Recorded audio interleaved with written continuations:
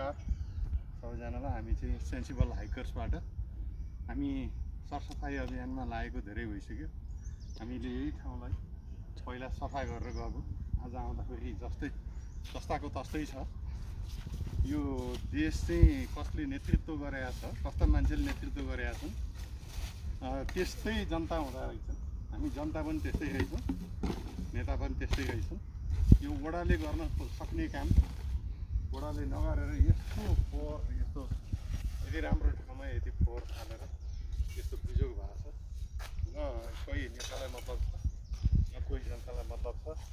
यो हामी कति असभ्य छौँ भन्ने कुरो यहाँबाट प्रश्न हुन्छ। हामी सबैलाई आह्वान गर्छौँ, नेताजीहरूलाई नै आह्वान गर्छौँ, यहाँको जनप्रतिनिधिलाई आह्वान गर्छौँ, सम्पूर्ण यहाँ घुम्न आउने जनसमुदायहरूलाई पनि हामी विशेष अनुरोध गर्न चाहन्छौँ।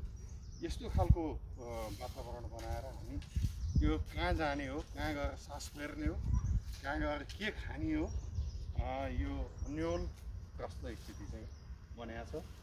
नेताको लागि त धेरै लाजमर्दो कुरो, लाज रहन्छ हाम्रो नेताजीहरू।